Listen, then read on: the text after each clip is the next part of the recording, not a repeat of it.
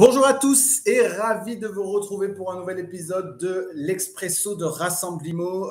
Nous sommes le 14 juin 2022 au moment où nous enregistrons. Il est 9h01 et je suis super content de vous retrouver. On approche doucement de la fin de l'année scolaire, de l'été qui approche grandement. Il va nous rester encore, que je dise pas de bêtises, 3-4 épisodes de l'Expresso avant la pause estivale. Faites-moi comme d'habitude un petit coucou pour nous dire que vous êtes bien avec nous ce matin.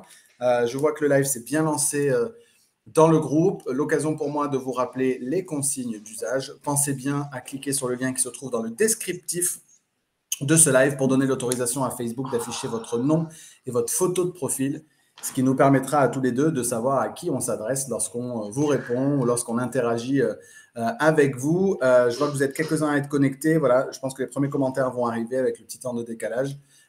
Comme ça, on est bien sûr que vous êtes avec nous ce matin. Je vais checker sur le téléphone. Hop, voilà, Julie est avec nous ce matin. Tac. Hop. Salut Julie, j'espère que tu vas bien. Je pense que Philippe est là également. Magali, vous êtes quelques-uns à être, une petite dizaine déjà à être connectés. Donc faites-nous un petit coucou dans le chat. Et encore une fois, pensez bien à cliquer sur le lien dans le descriptif pour donner l'autorisation à Facebook d'afficher votre nom et votre photo de profil. Donc je vois que Julie est là. Magali, qui d'autre est avec nous? Tiens, faites-moi un petit coucou. Hop. Allez, et puis nous, on va démarrer gentiment. Super content de vous retrouver pour ce nouvel épisode de l'Expresso de Rassemblimo, un épisode dans lequel j'accueille Arnaud Motreff. Arnaud, je suis super content de t'accueillir ce matin. C'est l'histoire d'un bug, mais on aura fini par y arriver. On a failli de nouveau pas y arriver, mais sur le gong à 9h, on a réussi à être bien connectés tous les deux. J'ai pas eu, tu vois, j'ai plus de café. Je suis arrivé au bureau ce matin et j'avais plus de café, donc je me suis fait un déca. Donc, mais je sais que tu as de l'énergie pour deux, donc ça devrait bien se passer. On a Nathalie Masbagnan qui est là, Fanny Maras, Christophe Ayoussef que tu connais bien, allongé sans sucre pour lui, Anne également. Voilà. Pensez bien à cliquer tous sur le lien qui se trouve dans le descriptif du live là, parce que vous êtes beaucoup de Facebook users. Donc, j'ai cité vos noms parce que je regarde sur mon téléphone en même temps, mais pensez bien à le faire comme ça, directement dans notre outil de streaming, on aura votre nom et votre photo de profil et on pourra afficher vos commentaires. Arnaud, est-ce que tu peux te présenter pour les conseillers, les dirigeants d'agence qui ne te connaîtraient pas encore? Alors, je vais faire au plus court. Bah, déjà, on a 45 minutes, alors pas pour te présenter, mais on a un peu de temps quand même. Oui, on va prendre le temps. C'est un plaisir d'être là. Déjà, merci pour l'invitation, Seb. C'est un vrai plaisir d'être là avec toi. Il n'y a pas de café dans la tasse, mais le cœur est là, donc c'est le plus important. Ce que je peux dire, c'est que moi, je crois qu'on est suivi un peu de partout à travers la France, voir les dom-toms, de ce que j'ai cru comprendre, voir certains pays francophones. En tout cas, moi, je suis né à la Porte de Paris, dans le Val-de-Marne, à Vitry-sur-Seine. Ce qui est rigolo avec Vitry-sur-Seine, j'y ai jamais habité, mais c'est l'endroit où je suis né et c'est l'endroit où j'ai eu mon bac 17 ans plus tard. Donc, c'est assez rigolo cette ville. Mais bon, après, j'ai grandi sur Cachan, dans le Val-de-Marne, en fait, pour ceux qui veulent situer géographiquiquement d'où je viens. Je viens de notre belle région parisienne, comme on dit, la vie de banlieusard. Et puis, donc, voilà, issu on va dire, un quartier très cosmopolite, on va dire, certains diront modeste, d'autres diront la cité, peu importe, donc un endroit où il faisait quand même bon vivre, où il y avait des sourires aux lèvres, on riait beaucoup, on s'amusait beaucoup, on faisait quelques bêtises aussi, mais voilà, globalement, c'était des super souvenirs d'enfance du Val-de-Marne. Et puis, petit à petit, moi, en fait, mon rêve, ça a tout de suite été de faire décoller les fusées. Ouais. Et puis, donc, j'ai fait les études dans les mathématiques pour ça. Mais très rapidement, j'ai compris que je serais ni le Thomas Pesquet, ni je ne sais pas qui au niveau de la NASA ou des créations internationales pour les fusées. Donc, je me suis lancé dans le tourisme et j'ai voyagé un petit peu à travers le monde. Je travaillais dans des villages de vacances, j'ai vadrouillé un petit peu en itinérance. Et puis, parallèlement à ça, j'ai des copains. On garde le lien avec les copains d'enfance. Et puis, à un moment donné, je suis revenu dans le quartier où j'ai grandi pour aider les enfants, les jeunes, les familles à sortir de la cité, justement. Et pendant 3 ans, je me suis lancé, j'ai œuvré le cœur à l'ouvrage pour aider les âmes et les cœurs du quartier. Et puis, très rapidement, ça va peut-être résonner auprès de certaines qui nous regardent très rapidement, enfin, au bout de 3 années quand même, j'ai arrêté puisque Bah, j'ai compris que aider les gens, moi, je voulais les aider, mais les gens ne voulaient pas forcément eux-mêmes s'aider.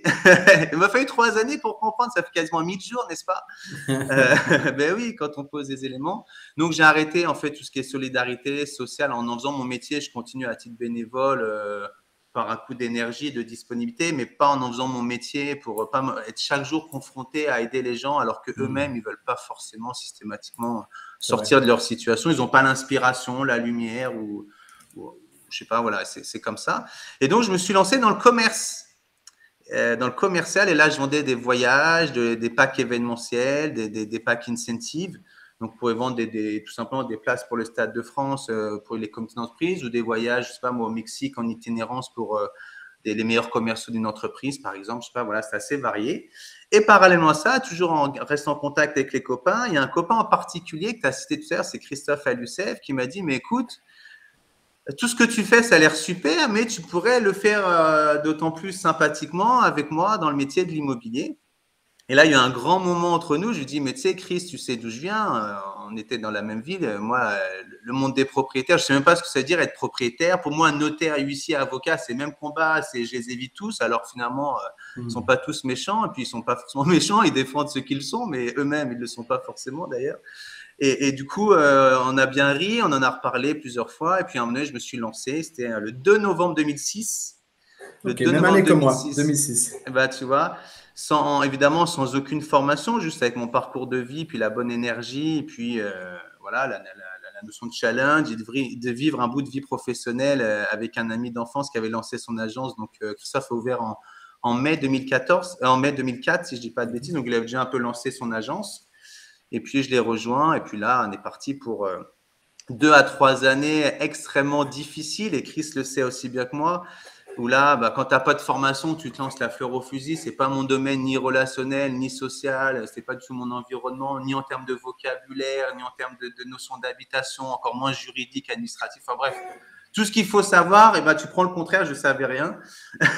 Mais comme tu parlais tout à l'heure, j'avais l'énergie, j'avais l'envie, on était là, on voulait conquérir le monde. Donc, c'était un monde qu'on ne maîtrisait pas, on ne connaissait pas les codes ni rien. Mais petit à petit, voilà, je suis encore là aujourd'hui, toujours dans le métier. Donc, ça illustre quand même le parcours. On est à la 16e année de carrière aujourd'hui. Arnaud, quand tu évoques cette année 2006, donc pour l'avoir connu, moi j'ai démarré le 17 juillet 2006 et on ne le savait pas au moment où on y rentrait, mais on rentrait dans une période faste. 2006, 2007, avant la crise 2008-2009. Hein, donc 2006-2007 sont censés avoir été des très bonnes années. En tout cas, à l'époque, c'était. À l'époque, on disait un petit peu ce qu'on dit depuis 2-3 ans, c'est que c'est facile de vendre. Hein. On ne savait pas encore ce qui allait nous attendre en fin 2008, début 2009, puisque c'est un peu ce qu'on est peut-être en train de vivre d'une manière un peu différente peut-être. Comment est-ce que toi, tu avais déjà appréhendé cette période en tant que débutant qui vivait cette première crise? Parce que je pense que ça va peut-être parler à ceux qui nous écoutent. Ben, tu sais, comme j'avais aucune conscience. Tu prends le déni le plus absolu, c'était ma situation. Moi, j'étais le jeune homme de quartier. Tous les matins, je mettais ma veste, ma cravate, pas toujours bien ajustée. Et faut imaginer le costume, c'est le costume forcément trop grand, mal taillé, avec l'ourlet mal fait, les chaussures pas toujours, voilà. Donc, et puis je quittais la steak, ma petite Twingo qui a toujours les problèmes de frein. Puis je faisais mes 3/4 d'heure, 1 heure de route pour rejoindre la ville de Sèvres où il y avait l'agence avec Christophe.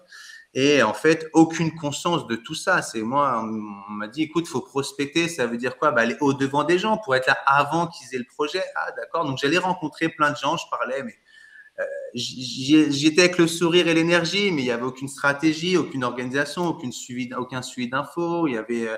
On avait envie de bien faire, mais tu sais, je dis toujours, à vouloir faire le mieux, ben, il peut se retrouver qu'on fasse le pire, tu vois. C'est-à-dire que des fois, ben voilà, donc c'est vraiment compliqué. Moi, je me souviens surtout tu vois, la première année est passée très très vite pour mettre à l'aise les gens. Moi, la première année, je compte même pas 2006, hein, novembre-décembre, j'avais fait zéro. J'ai dû rentrer 2 mandats en 2 mois et encore, c'était peut-être des piges trop chères avec des honoraires compressés, tu vois, enfin dans le contexte.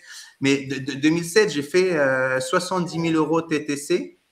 D'encaisser. Donc, tu vois, la TVA, j'ai découvert la 3e année, c'est pour te dire. Donc, voilà, on peut être à l'aise vraiment là-dessus. C'est qu'on est parti vraiment plein d'énergie, plein d'envie, avec d'autres conseillers qui démarraient aussi pour la plupart. Voilà, on était tous des jeunes gens entre 25 et 30, je dirais.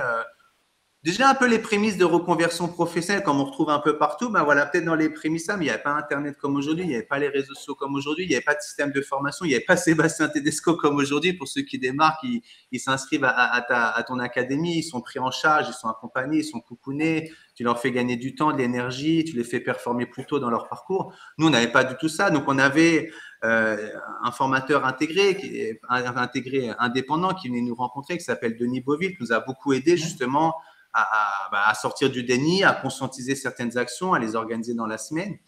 Et puis, nous, on était toujours tu vois, par exemple, nous, on voulait toujours que les gens, ils achètent, mais les gens, ils voulaient pas toujours acheter. Donc, on survendait les visites sur des biens pas toujours appropriés. Et ça, c'est de la perte de temps, de la perte d'énergie. Donc, quand tu me demandes si j'avais conscience et comment j'ai géré ça, non, on avait zéro conscience dans quel climat économique on était. Est-ce qu'on était avant une crise, après une crise, pendant une crise?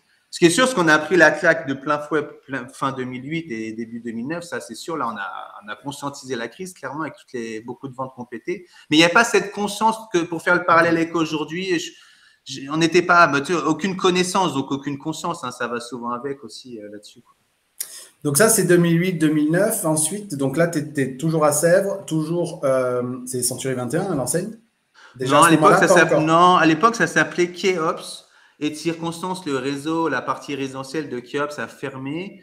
Donc, Christophe a ouvert en 2004. Donc, tu comptes 5 années en 2009. En pleine crise, justement. D'ailleurs, Christophe a mis clairement ses coronets sur la table. Parce qu'en pleine crise, la franchise Keops tombe. Il y avait une opportunité de local mieux situé.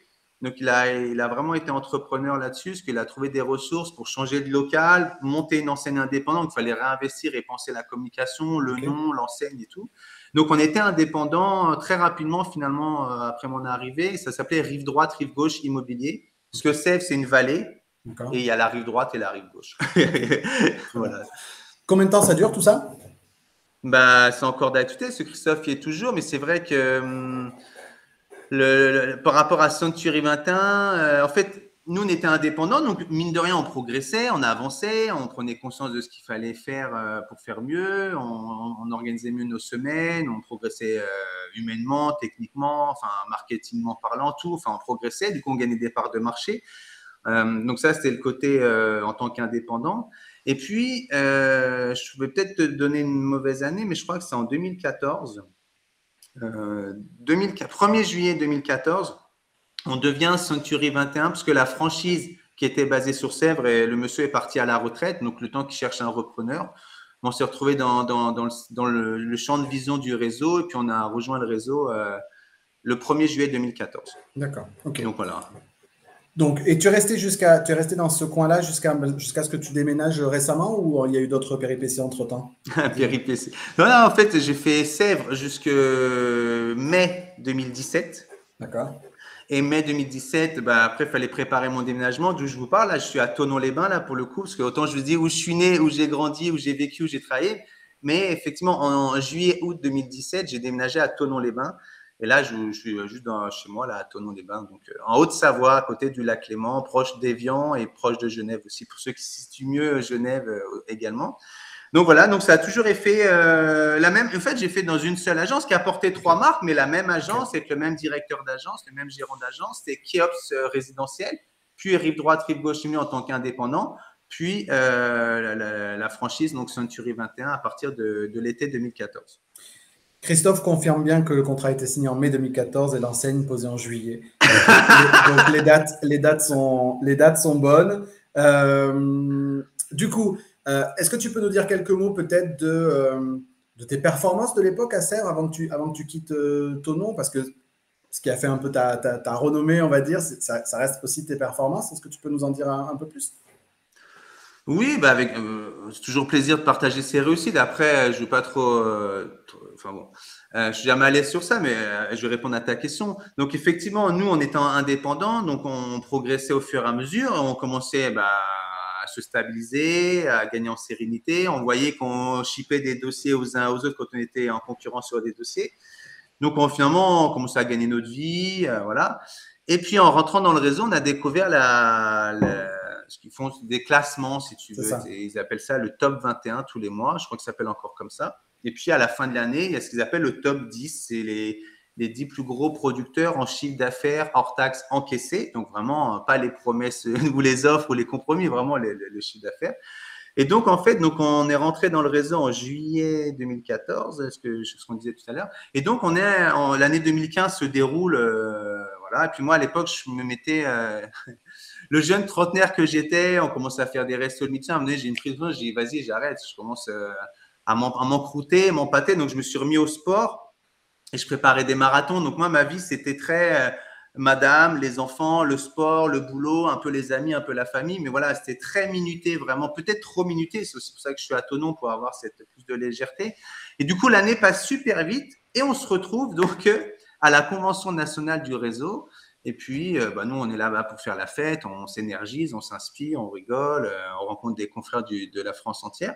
Et puis, ils déroulent le classement. Et puis, à un moment donné, ils arrivent donc troisième, et puis deuxième. Et puis là, on voit la commune de Sèvres qui se dessine sur l'écran. On fait, ah, bah, c'est ça, bah merde, c'est moi. Donc, c'était assez rigolo d'être appelé comme ça, deuxième meilleur vendeur de France au sein du réseau en chiffre d'affaires.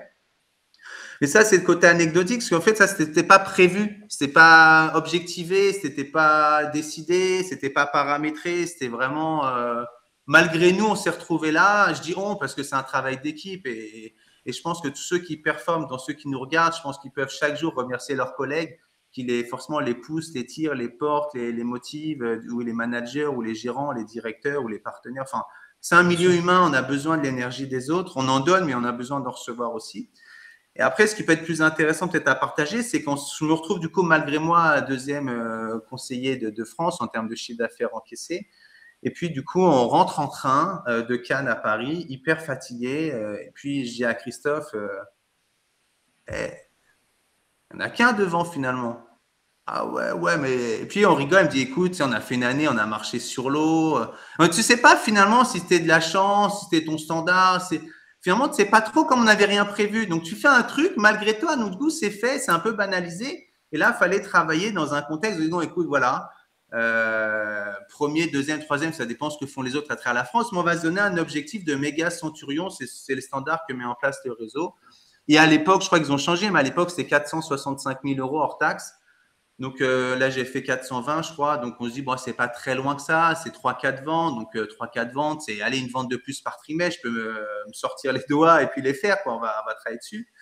Et puis, je mets un objectif. Voilà. Là, du coup, c'était tout paramétré, tout organisé avec des objectifs hebdomadaires. On avait travaillé sur 44 semaines pour se ressourcer pour les congés. Enfin, un truc vraiment très organisé pour le coup. Moi, tu sais, je suis très process. J'aime bien l'ordre, j'aime bien quand c'est organisé.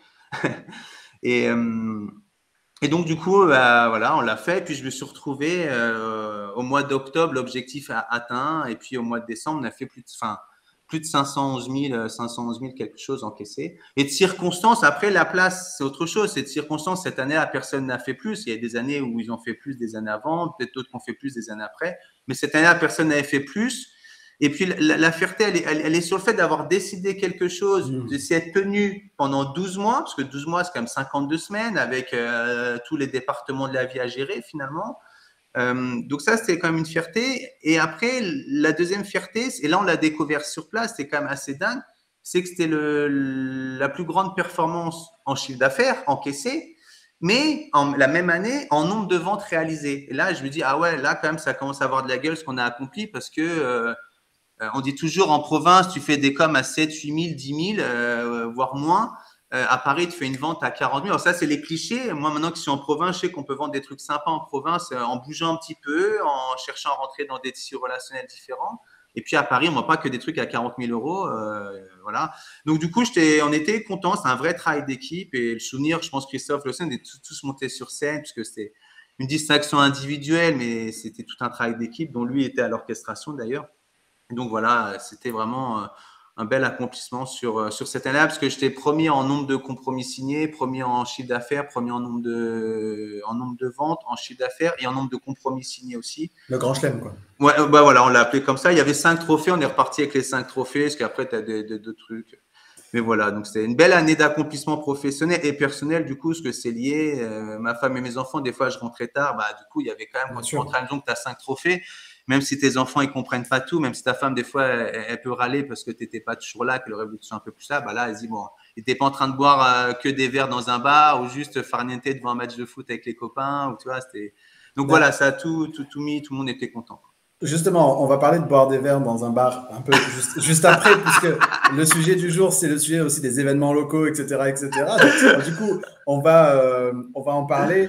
Juste du coup, Christophe qui rajoute donc cette année-là, Arnaud a banalisé l'impossible. C'était extraordinaire, quel kiff, on a partagé. J'ai encore un peu d'alcool dans le sang depuis cette soirée. Voilà. Et encore, je ne sais pas s'il n'a pas prévu de boire un coup ce soir à Nîmes. Donc, tu vois. Ah bah oui, ça vient vite, c'est voilà. dommage. Donc, on va parler de la création d'événements locaux.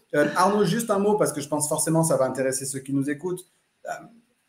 En 2-3 points, c'est quoi qui fait qu'à un moment donné, on se fixe un objectif, on arrive à l'atteindre à ce niveau de performance-là c'est quoi les 3 points qui sont fondamentaux si quelqu'un se dit, OK, mais c'est quoi en fait les ressorts de quelqu'un qui surperforme par rapport à la moyenne? Tu n'as pas besoin de chercher 3 mots. Hein. Un seul, ça suffit. Pour moi, c'est la discipline. C'est qu'à un moment donné, si tu dois lire tous les jours du contenu pour devenir meilleur, tu lis tous les jours du contenu, 1 page, 3 pages, 5 pages, 10 pages. Si tu commences à te dire, bah allez, je lirai demain. Non, demain, tu ne liras rien. Et ce que tu n'as pas lu, tu ne l'as pas lu de toute façon. Tu ne rattrapes pas le temps de toute façon. Donc ça, je crois que c'est vraiment important, c'est la discipline. Alors, le préambule de la discipline, c'est de savoir pourquoi, pour quand, comment, qu'est-ce que ça va changer dans ta vie, en quoi est-ce que ça va être profitable dans ta vie de réaliser ça, dans quelle mesure le nouvel homme que tu vas devenir, l'homme ou la femme que tu es qui ne performe pas, demain, l'homme ou la femme que tu performes, qu'est-ce que ça va t'apporter. Donc, se mettre en projection, avoir une visualisation de ta réussite. Et je crois qu'il y a un truc, moi, qui était très… comment dire, c'est quand tu es issu d'un quartier modeste, mais en fait, tu t'autorises pas finalement à avoir, tu vois, un peu d'argent, un peu de choix, choisir des bonnes places dans la salle de spectacle. Moi, j'étais issu du kiosque étudiant. Quand on allait voir un spectacle, on allait une demi-heure avant pour espérer qu'il n'y ait pas 1 ou 2 places qui restent avec le champ de visiter réduit, histoire qu'on se cultive un petit peu, qu'on sorte un peu de la cité. Tu vois, enfin. Donc finalement, en fait, c'est de se dire, j'accepte l'homme que je vais devenir, l'homme qui aura un peu plus de pouvoir d'achat, qui aura un peu plus de culture, qui aura un peu plus de relations, qui aura un peu plus d'accès, qui aura un peu plus de connaissances, de compétences. Donc, et après, je me discipline justement pour devenir cet homme-là ou cette personne-là. Et ça, je crois que c'est essentiel. C'est même pas lié à la technique de vente, parce que finalement, notre métier, il consiste principalement à écouter, acquiescer, reformuler. Après, il faut avoir effectivement un peu de manœuvre pour reformuler en engagement, en avantage pour le client et aussi en avantage pour nous dans un projet commun. Mais avant d'arriver à les finesses techniques de psychologie, de paranormal, de PNL et compagnie, déjà savoir pourquoi tu te lèves le matin, qu'est-ce que tu as envie d'accomplir et pourquoi tu veux l'accomplir. Et une fois que c'est accompli, qu'est-ce que ça va faire pour toi? Et moi qui ai toujours dû compter au centime de franc près à l'époque, bah, je me dis, vas-y, au bout d'un mois, j'ai envie d'ouvrir mon porte-monnaie. Et tu vois, je prends toujours l'exemple que j'ai vécu. Bah, tu as dû vivre ça, Seb, et tous ceux qui nous regardent aussi. À un moment donné, on a invité notre première chérie au restaurant.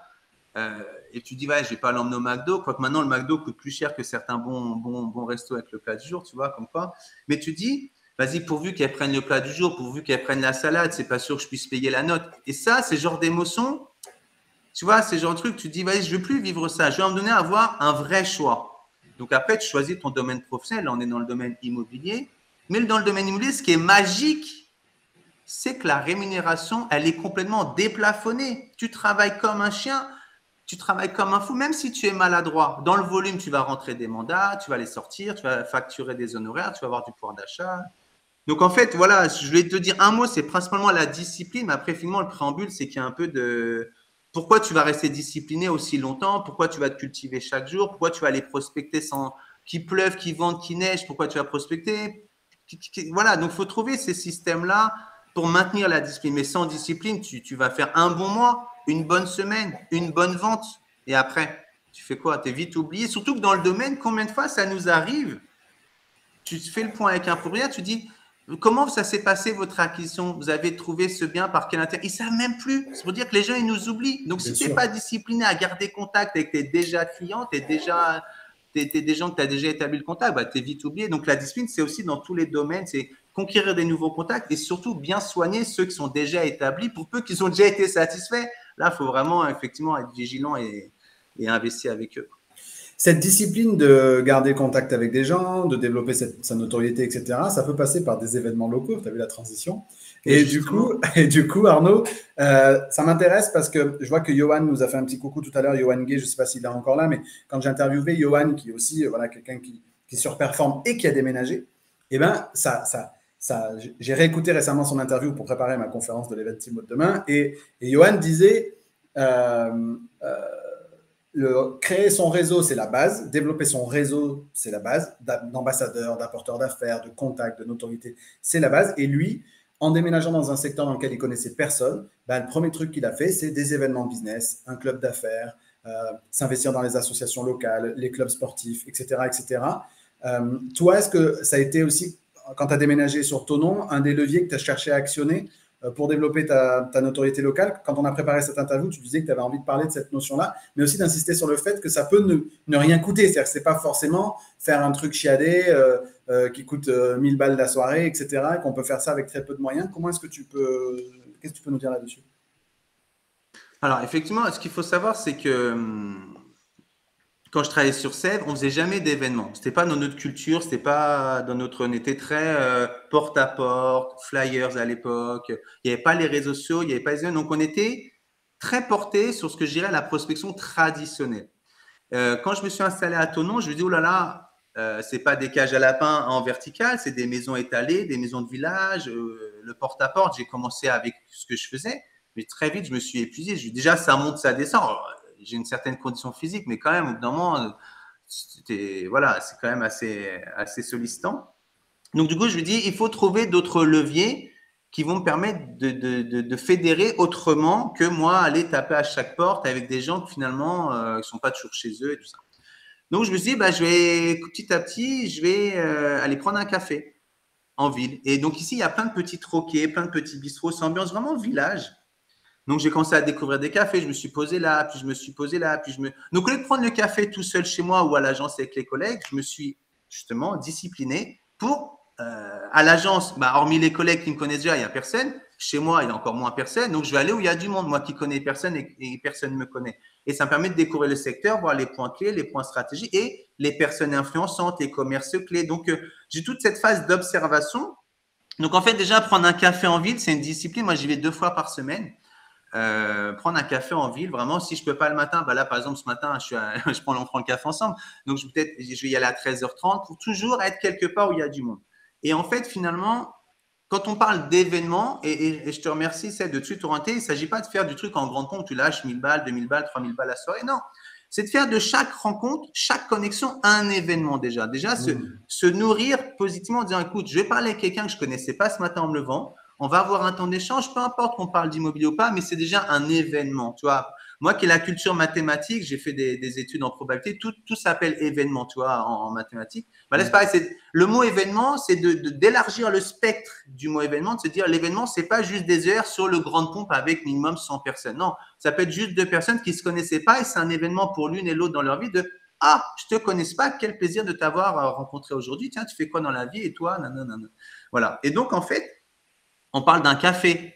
Même si le prix du café il augmente avec l'inflation, là, je te parle d'un café. Allez, 2 cafés si tu en prends 2, voire 4 si tu es avec quelqu'un et que tu lui offres les 2 cafés, la double tournée. Là, tu as lâché 8 euros, quoi.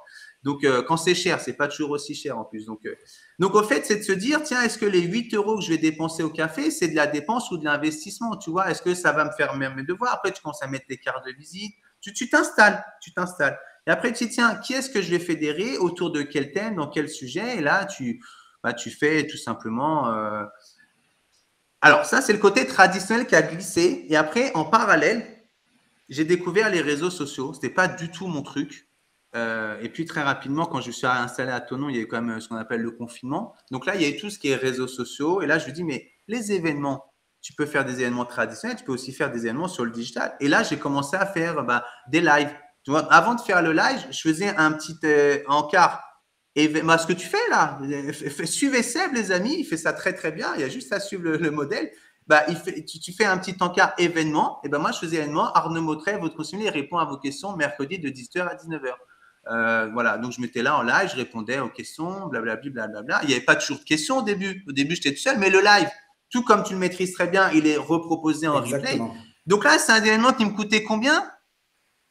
Allez, un peu d'électricité quand tu fais vraiment le chef d'entreprise qui pondère, un peu de montant si tu dois le valoriser, mais réellement, tu prends ton téléphone, tu fais une miniature événement, tu crées l'événement, boum, tu fais ton live, ça te coûte rien du tout, ni même en temps, tu n'enregistres pas de vidéo, tu n'appelles pas un vidéaste, tu fais pas de prise son, tu fais rien. Donc voilà, c'est parti de rien, côté le café avec 2-3 personnes, et puis après, j'ai commencé sur le côté traditionnel à aller plus tôt au café.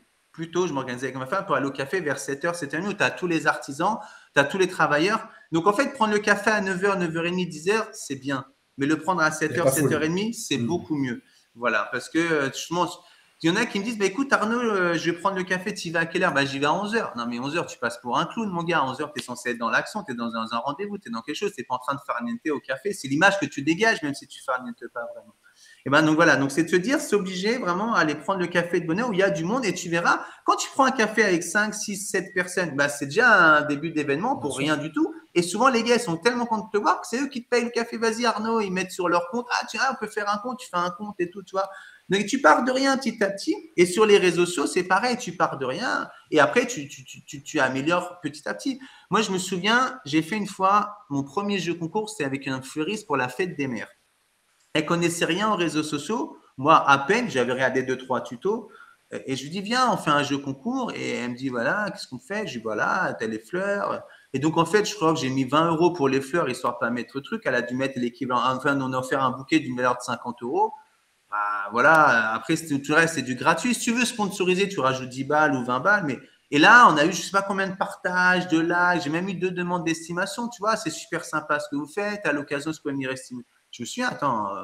Donc, en fait, tu mets 20, 25 €, 30 €, plus un peu de tuer. Allez, pour 50 € sur les réseaux sociaux, aujourd'hui, tu peux attirer énormément. Et là, c'est un événement digital, mais aussi réel parce que le tirage au sort, on l'a fait en live et elle avait invité quelques clients à dire, tiens, on fait le tirage au sort, venez. Donc, finalement, tu fais un événement local, traditionnel, diffusé en live sur les réseaux sociaux. Tu as fait une communication avant, pendant et après.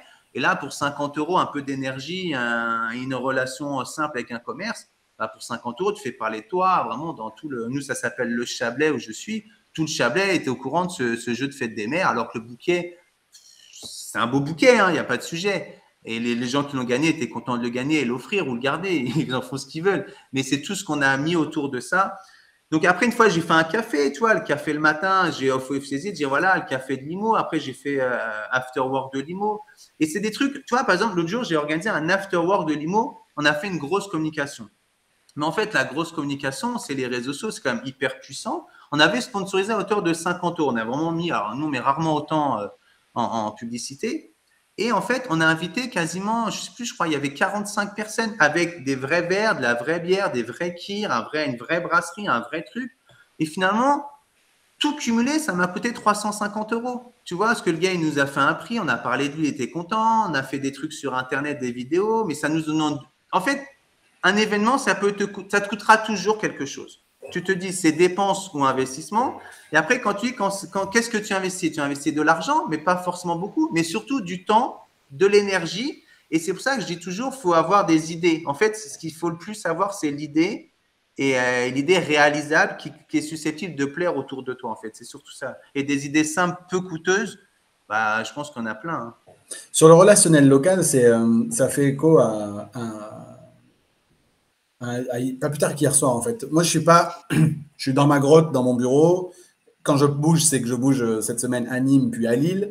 Donc, je ne bouge pas, tu vois, dans le café d'en face, tu vois. Donc, et il se trouve que ma femme est à l'APE, donc l'Association des parents d'élèves de l'école. Et j'ai été donner un coup de main l'autre jour parce qu'ils organisaient un vide-grenier. Donc, pour la première fois en 3 ans, ça m'a permis de vraiment discuter avec certains papas, etc., que je croise à la sortie, mais on est tous un peu pressés, etc. Et je découvre qu'ils ont le lundi soir, ils jouent au foot. Je leur ai dit, bah, si un jour vous avez besoin de dépanner, je viens dépanner machin. J'ai été dépanné hier soir, on joue au foot, tu bois quelques bières et tout. Et je me suis mis dans la position d'un conseiller immobilier. C'est qu'à un moment donné, je savais qu'il y en avait un qui savait que j'étais dans l'IMO de manière générale, même si je ne suis plus réellement en activité. Et je micro-lance un sujet, tu vois. Et il y en a un autre pour mais tu es dans l'immobilier. Mais donc je lui explique ce que je fais. Lui, il me dit qu'il a un bureau d'études sur la rénovation énergétique avec ma prime rénov, etc., dans les copropriétés pour lever beaucoup d'argent et de subventions pour la rénovation énergétique des copros. Il y a un gars je découvre qu'il est électricien. Et en fait, on s'est mis à parler de l'immobilier parce qu'on est tous parents d'élèves à l'école. Donc en fait, on est tous dans un rayon de 500 mètres à vol d'oiseau. Donc tout le monde veut savoir combien c'est vendu le truc. Et en fait, je me suis dit, mais Là, techniquement, si je suis conseiller immobilier, je fais un carnage. Là, j'y vais tous les lundis, je fais un carnage. C'est-à-dire qu'à la fin de l'année, c'est sûr, j'ai rentré des mandats, c'est sûr, j'ai fait des ventes. Et les conseillers immobiliers n'ont pas toujours ce truc. Et tu le disais tout à l'heure, quand tu disais c'est 8 euros bien investis, entre guillemets, et en même temps, ces relations, tu les noues avec le cœur. C'est-à-dire qu'à aucun moment, c'était téléguidé la conversation. Et pour autant, ça vient sur le tapis. L'immobilier, ça fascine les gens en plus. Alors, c'est très facile. Et à la fin, tu peux vite faire du business. Et il n'y a pas toujours ce truc parce qu'il y a une question identitaire. Et tu disais tout à l'heure dans le changement identitaire que tu as vécu, j'ai envie de me sortir de ma situation, etc., de la reconversion professionnelle, etc. Il y a beaucoup de conseillers immobiliers qui sont mal à l'aise avec ce changement identitaire, ce fait d'assumer qu'ils sont conseillers immobiliers et d'en parler et d'en faire une des facettes de leur personnalité. Mais complètement, c'est-à-dire qu'en fait, le milieu associatif est un vecteur d'événements de dingue. Je vais donner les exemples que tu as, je pense qu'on les a tous, hein, le vide-grenier, la fête de l'école, les parents d'élèves. Moi-même, ce que j'ai fait, tu me demandes ce que j'ai fait, c'est pas un événement en tant que tel, mais j'étais inscrit aux vétérans, au foot. Et donc, chaque vendredi soir, il y avait match. Bah forcément, ce que tu viens de décrire, on avait la même chose. Et ce qui était assez rigolo, c'est que moi, ils me parlaient, ils oubliaient que j'étais à Genève, ils me racontaient leurs anecdotes. Ouais, nana, il me rappelle jamais, il fait des visites, il fait pas le retour, mais c'est un malade, il veut prendre 5%, mais c'est pris pour qui? Je vais le chercher. Enfin bref, c'était assez marrant. Puis finalement, quand il me confiait la vente, il y avait 5%. Mais je faisais les retours de visite quand même. Valait mieux, soit je me prenais une rousse le vendredi suivant. Mais effectivement, c'est qu'il y a tout ce qui est événementiel et tout ce qui est associatif. Et je crois qu'en fait, juste kiffer la vie avec des gens, c'est vecteur de relations, de bien-être, donc c'est ressourçant, c'est énergisant, donc forcément c'est positif pour l'entrepreneur que nous sommes. Parce que moi j'ai toujours, qu'on soit salarié ou agent commercial, on est entrepreneur au moins dans l'état d'esprit quand on est conseiller immobilier. Parce qu'à partir du moment où tu n'as pas de salaire fixe, de toute façon tu dois créer ta richesse, tu dois produire, créer ta production, mettre en rayon, tu dois aller chercher pour mettre en rayon. Une fois que c'est en rayon, tu dois attirer l'attention pour que ce soit séduisant, que ça s'achète et compagnie. Donc, on a, peu importe le statut, j'ai envie de dire salarié ou pas, on est chef d'entreprise d'un secteur, chef d'entreprise, chef d'une zone de chalandise. Et ça, n'importe quel entrepreneur qui a un développement local à réaliser, il doit absolument s'intéresser au tissu associé. C'est où les gens, ils y vont, ils y passent du temps, ils sont eux-mêmes. Il y a le tutoiement qui est tout de suite là. Des fois, dans des situations, quand tu vas aux douches, bah, tu es vite à poil à la fin du match. Je veux dire, donc ça casse les éventuelles barrières. Ah oui, l'agent immobilier, oui, monsieur Mautrette. Enfin, tu vois. Donc, il y a le côté événementiel. Et avec rien, vraiment, on peut faire beaucoup en termes de visibilité. Et il y a le côté associatif où là, effectivement, ce que tu dis, c'est tellement vrai. S'inscrire à une association locale, je crois que c'est… Moi, je te donne souvent ce conseil en formation. J'ai dit, dans quelle association es-tu inscrit? Bah, aucune. Bah, je t'invite à le faire. Ah bon, ça sert à quoi? Bah oui, rencontrer des gens qui habitent là, qui consomment là, qui vivent là, qui aiment là. Oui, je pense que ça peut servir. Comme tu disais, quand tu es agent immobilier de proximité. Donc, on est dans la vie des gens. Donc, à partir du moment où tu es dans la vie des gens, dès que tu t'insères dans d'autres facettes de leur vie, qui n'est pas que leur facette immobilière, la connexion se fait rapidement. De toute façon, la priorité avant d'être reconnu comme le leader expert incontournable du secteur, il faut déjà être connu et il faut déjà nous connaître. Donc, la première chose, c'est nous connaître le secteur, les occupants du secteur, les personnes influentes du secteur. Et puis après, petit à petit, se faire connaître, se faire repérer, que le nom circule, que le nom soit associé à la profession et nos compétences, notre identité professionnelle. Et petit à petit, bah, communiquer sur nos premières réussites. Donc, c'est vrai que je parle de ça d'autant plus facilement que je suis vraiment parti de rien à Thonon-les-Bains. Je connaissais personne, je connaissais même pas le secteur. J'ai fait ça sur une inspiration. Waouh, il y a le lac, l'eau elle est douce, j'aime bien l'eau douce. Il y a la montagne, ouais, elle est pas trop haute, c'est cool, on peut s'y promener. Il y a l'air pur, c'est bien pour les enfants.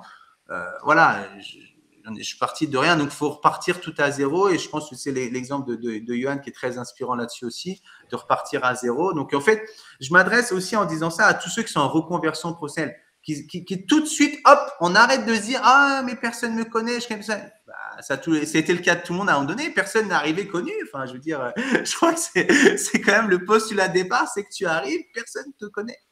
Et des fois même c'est le piège, il y en a qui sont connus et du coup ils croient que ça va être ah c'est bon, je suis connu. Bah non, c'est parce que tu es conseiller municipal ou adjoint au maire qu'on va te confier le projet de vie avec tout ce que ça comporte comme stress, émotion et l'intimité, tu vois.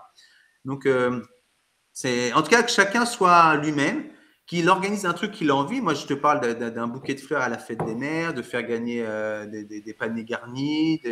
Et puis, Tu peux aller voir 3-4 commerçants, tu fais un panier garni et tout le monde l'organise ensemble et tu rentres dans l'intimité des commerçants qui eux-mêmes sont des personnes assez influentes. Donc vraiment, je suis content, c'est que tu as accepté ce thème, c'est te dire comment avec rien on peut se faire connaître finalement et s'installer sur un secteur, même quand c'est un nouveau secteur ou même quand on est en reconversion. Et bah oui, des fois, il faut investir 50 euros, bah ouais, mais en même temps, quel entrepreneur, on nous demande pas d'investir 50 000 euros justement, on nous demande d'investir, tu prends 50, 100 euros par mois et tu es entre les cafés et un bout d'événements.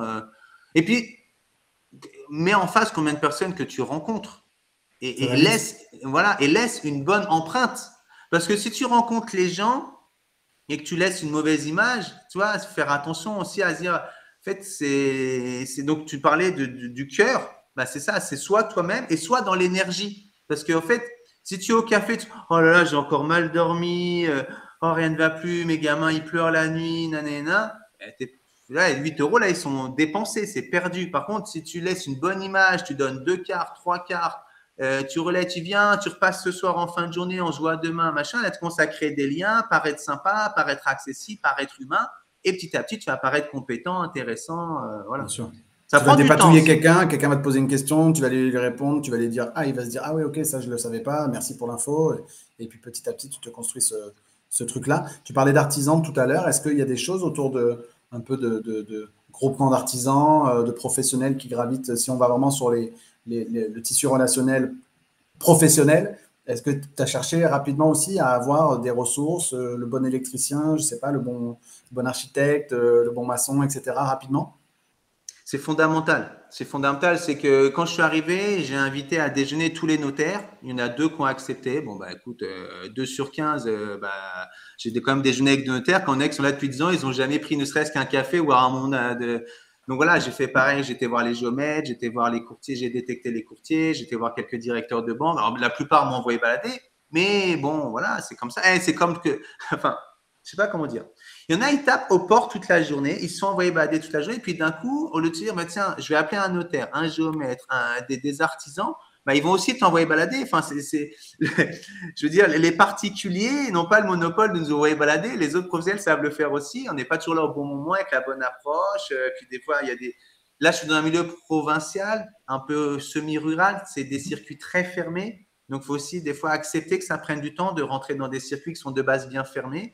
Donc, effectivement, c'est fondamental. Mais là, pour donner un exemple, je me sauve une vente. J'ai des clients qui se sont fait planter pour un prêt familial. Il leur manque 120 000 euros. Puis finalement, il leur manque un peu plus. Bref, j'ai appelé 2 directeurs de banque. Il y en a qui les a reçus le jour même, qui a donné l'accord de principe le lendemain, puis il fait la banque. Si je n'avais pas ce directeur de banque-là, bah, je perdais l'acheteur. OK, mais je perdais aussi le vendeur. Parce que le vendeur, il n'aime pas trop ça. Même si au début, tu trouves sympa, que tu es le meilleur du monde, quand ça capote, d'un coup, tu passes de héros à zéro. Et là, commence à dire, en fait, on a signé quand le mandat? Tu vois, ça va vite dans ces trucs-là. Donc, grâce à un tissu relationnel professionnel, un directeur de banque les a reçus personnellement. Donc, l'acquéreur hyper ravi, le vendeur, on remet les choses sur les rails, tu vois, après ce couac de parcours de manque de financement familial. Donc, ce que tu dis, c'est fondamental. Et tu peux organiser un événement dédié aux professionnels aussi, d'ailleurs. C'est superbe initiative. Une fois que tu l'as, tu le fais. Moi, je l'ai fait un soir novembre. J'ai invité des experts comptables, des courtiers, des banquiers, notaires, des gens du bâtiment et tout ça. Ils se sont parlé entre eux. Puis après, tu as des clivages. Il y en a qui travaillent plus avec lui. Ce qui compte, c'est que toi, tu sois à l'aise avec les gens avec qui toi, tu travailles. C'est surtout ça. Ouais, je crois que ça se fait pas mal. Enfin, ça se fait pas mal. Non, ça se fait pas mal, mais on a quelques conseillers immobiliers qu'on accompagne qui ont créé des petits clubs d'affaires. C'est un bien grand mot, hein, mais en tout cas des rencontres, mais entre professionnels de l'habitat au sens large. Et du coup, tout le monde a à sa portée des choses. Et toi, tu joues ce rôle de celui de chef d'orchestre de tout ça. Et au contraire, ça t'élève quelque part en termes d'autorité au sein de toutes ces personnes-là parce que tu as permis des rencontres, tu as permis du business, tu as permis des choses. Parce que la maison est au cœur aussi de plein d'activités. On a Émilie Viala qui nous dit « Salut, super thème qui tombe à pic. J'ai organisé vendredi un afterwork réunissant des acteurs locaux de la sphère immobilière à Osgore, confrères, équipes, notaires, formateurs, partenaires locaux. On en entend parler jusqu'à Paris. C'est une belle opportunité pour faire découvrir ou redécouvrir une enseigne et susciter des intérêts. » Donc voilà, à tous les niveaux, au niveau patron de réseau comme Émilie, au niveau directeur d'agence, au niveau conseiller immobilier entrepreneur. Comme le disait Arnaud, ça peut tout à fait se faire. Arnaud, ça fait 44 minutes qu'on est ensemble. Est-ce que tu as profitez-en pour poser des questions ou commenter ce live, mettre un petit like aussi, parce que je vois que vous êtes très avare en like et en cœur là. Donc n'hésitez pas. Si vous avez des questions pour Arnaud, on va en prendre une ou deux avant la fin. Arnaud, est-ce qu'il y a des ressources que tu aimerais recommander aux conseillers immobiliers, des livres, des podcasts, des vidéos, vers quoi tu aimerais les orienter? Qu'est-ce qui pourrait les aider? Je pense les orienter vers toi, déjà, Seb. Merci. Je sais que tu n'aimes pas ça, mais je pense que tu fais un super travail et je pense que tu sais bien, je t'ai dit, j'ai pas le temps de suivre tout ce que tu fais, mais le peu que je vois, j'y vois beaucoup d'amour au métier. Et d'ailleurs, ça va bien avec ton slogan, ta signature. Donc, je pense suivre des gens comme toi, peut-être aller à l'Eventimo qui a lieu demain, après-demain, je crois. Donc, ça, ce sont des événements qui sont hyper énergisants, hyper ressourçants, hyper inspirants, où tu vas rencontrer des gens qui vont te dire, voilà, je suis parti de rien, j'ai eu telle étape difficile que j'ai cru en moi, j'ai persévéré. Donc, ce sont des ressources que vous apportez, que ce soit Julien ou toi, qui sont à disposition de tout le monde. La plupart du temps, votre générosité fait que c'est offert ou pour des investissements microscopiques. Donc, c'est sûr, c'est peut-être les mêmes conseils qu'on a du mal à mettre 5 balles dans un café, qu'on peut-être avoir du mal à mettre peut-être un peu plus pour accéder à un événement ou à une formation. Mais en même temps, ces gens-là, c'est qu'ils ne sont pas assez entrepreneurs dans l'âme. Parce qu'en fait, si tu n'investis pas sur toi un minimum, je ne vois pas comment tu peux t'élever et donc élever tes clients finalement. Parce que tes clients, tu les emmènes d'une situation à une autre. Comment tu les emmènes si toi-même, tu ne peux pas les mettre dans ton véhicule, si tu ne peux pas créer l'écosystème de leur réussite? Donc, je veux dire, les premières ressources, moi, je me suis beaucoup intéressé à l'énergie générale. C'est-à-dire que j'ai changé mon petit déjeuner, j'ai commencé à me coucher un peu plus tôt. Alors, ce n'est pas la vie de moine, hein, parce que on aime bien rester discuter un petit peu le soir aussi avec madame, tout ça, mais voilà, je suis sensible à ça. Je m'oblige le matin à 6 heures à me lever. Ce n'est pas tous les matins faciles, selon ce que j'ai fait la veille ou le soir, où je fais pas mal de sport en ce moment. Des fois, tu as la courbe comme toi, peut-être ce matin au réveil après le lendemain de ton foot. Ouais, c'était un peu dur ce matin. J'avais été courir en plus hier matin. J'ai couru hier matin et j'ai fait le foot hier soir, tu vois. Tu sais, quand tu sais que tu pars en déplacement pendant toute une semaine, tu dis, il faut que je fasse du sport, donc je vais faire tout mon sport la même journée. Tu vois, donc là, c'est un peu dur aujourd'hui, en effet. Donc justement, voilà, vraiment investir sur soi avec tous les médias sociaux. Je pense que maintenant, on peut avoir énormément de contenu. Je fais une dédicace à Alexandre Cordanier avec son secret de pige. Il fait un peu comme toi. Toutes les semaines, il y a des gens intéressants qui viennent dévoiler des éléments de leur parcours, des astuces. En fait, les gens, ils veulent souvent, de ce que j'entends, mais toi, tu dois le partager plus que moi, ils veulent l'astuce qui est facile, courte, facile à apprendre, facile à implémenter, qui marche à tous les coups pour tout le monde, tout le temps. Cherche toujours. Cherche toujours. Non, la priorité, c'est d'investir sur soi, avoir une bonne énergie pour écouter les gens, reformuler avec eux ce qu'ils sont en train de nous partager et les engager dans notre sillage énergétique pour qu'ils aient envie de travailler avec nous pour accomplir leur projet à eux, leur projet IMO, parce qu'on est dans l'IMO. C'est marrant que les ressources que tu nous donnes fassent le lien avec le sujet du jour, c'est les événements, parce que je disais que donc, effectivement, il y a l'Eventimo demain et après-demain. Je suis à Lille pour l'AMEPI de Lille jeudi soir à Boulogne-sur-Mer et pour un événement pour meilleurs agents et se loger vendredi matin à Lille. Et à chaque fois, c'est des événements qui réunissent des confrères, qui réunissent, qui réunissent la profession. Et donc, c'est autant de moyens de connecter, encore une fois, de prendre sa dose d'énergie, de prendre sa dose d'inspiration. Donc, ça, c'est très chouette.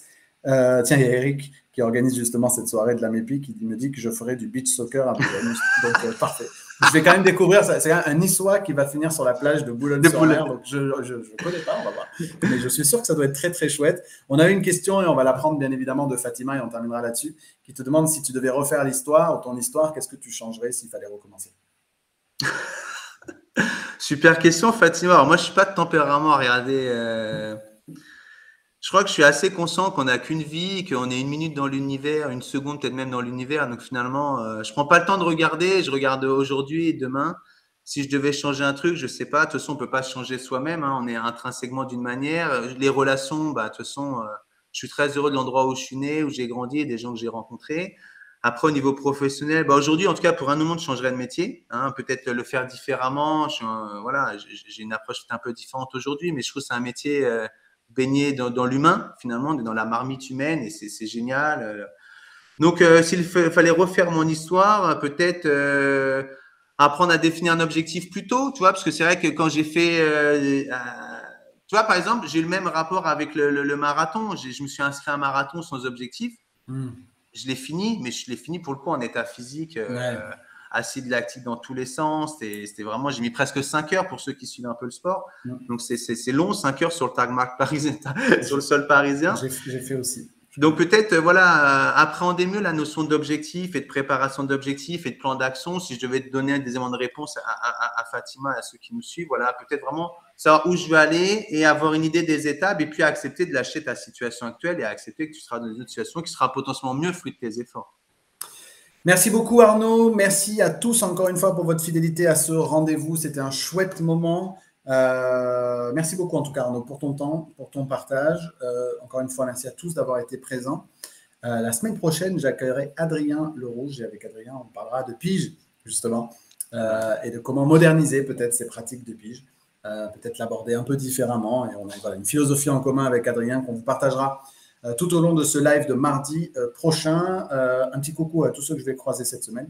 Venez me faire un coucou, venez me taper sur l'épaule. Ce sera chouette d'échanger avec vous. Passez une belle fin de journée. On se retrouve mardi prochain pour un nouveau numéro de l'Expresso de Rassemblement. Merci Arnaud, merci à tous. Ciao tout le monde, bye bye.